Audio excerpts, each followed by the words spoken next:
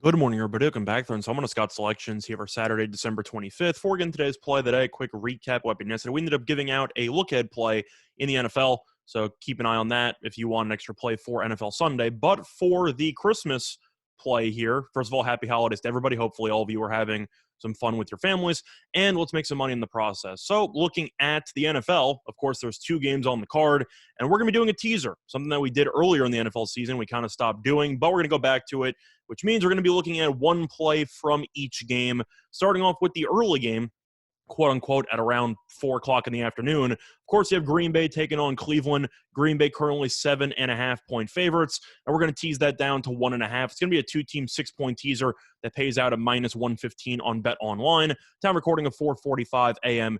Eastern time. But first pick, as I said before, Packers minus 1.5. Couple reasons why I like Green Bay in this spot. First of all, Cleveland is in a pretty brutal scheduling spot. It had to have one game moved to Monday to take on Vegas because of all the COVID issues the team had. So it's on a short week. Plus, Green Bay at Lambeau is good every year. This year, they've been virtually unbeatable. The Packers are 6-0 straight up and 6-0 ATS at home this season, while Cleveland is a below-average road team. The Browns are 2-4 straight up and 3-3 ATS on the road. And Cleveland is still dealing with a bunch of COVID cases. Now, I can't go through everybody because I'm still not exactly sure who's going to play and who's not, but it's safe to assume they will be pretty significantly shorthanded in this spot. And to mention some of the key injuries or key people who might be out for this game, starting center, J.C. Treader has been ruled out. Starting defensive tackle Malik McDowell is going to be out for this one. And the big one, the big question mark, is defensive lineman and potential defensive player of the year, Myles Garrett, who is questionable for this game. We don't exactly know if he's going to play or not, but if he's even limited or he plays, let's just say, at 50% when he normally does, have fun containing Aaron Rodgers. That's all I'm going to tell you, because Rodgers, in my opinion, is the MVP. I think right now is the best quarterback in the league, and it's not even close. And I do think that Green Bay will do a pretty solid job of picking apart this Cleveland defense. Now, Baker Mayfield is back for this game, so no longer going to be relying on backups at the quarterback position. But we know Baker's been, I'd say, meh this season, maybe even below average. But you're going to give me Rodgers at home, minus 1.5 because of the teaser.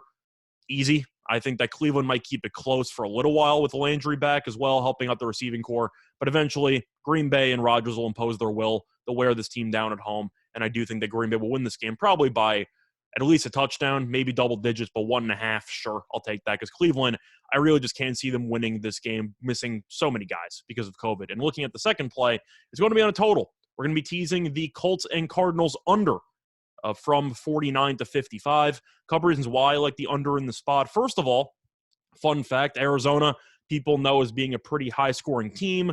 Kyler Murray, they used to have DeAndre Hopkins. Now he's out for the year, but he still have a lot of solid weapons. However, each of Arizona's last 10 games have had less than 56 points. So for a teaser, this number does seem a little bit high, and I'm going to take the under as a result. Now, you're looking at the Colts. First of all, I originally liked the Colts to win this game. However, that kind of changed a little bit yesterday because the line has shifted pretty dramatically from Colts +1 to around +2.5. Main reason why, the Colts are missing a bunch of starting offensive linemen. And we know that even though Jonathan Taylor gets all of the publicity for the offensive line because he's the best running back in the league, he's putting up a bunch of great numbers, we know that. The offensive line's really, really good for Indy. And with them missing the likes of Ryan Kelly, who's a Pro Bowler, they're missing a right guard and Mark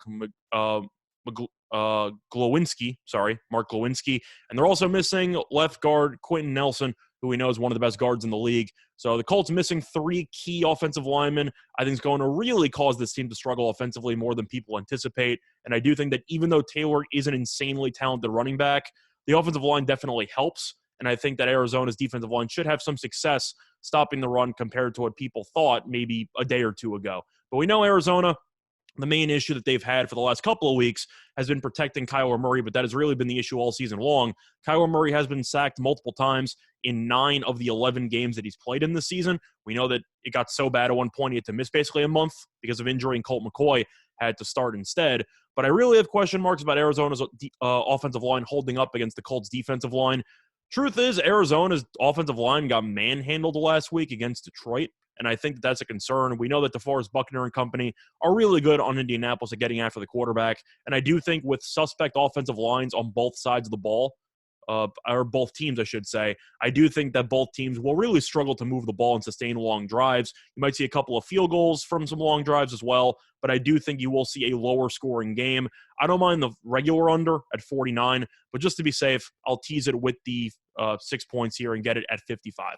So once again, the 2-pick teaser is going to be on the Packers -1.5 and the Colts Cardinals under 55, and that 2-pick teaser pays out at -115 on Bet Online.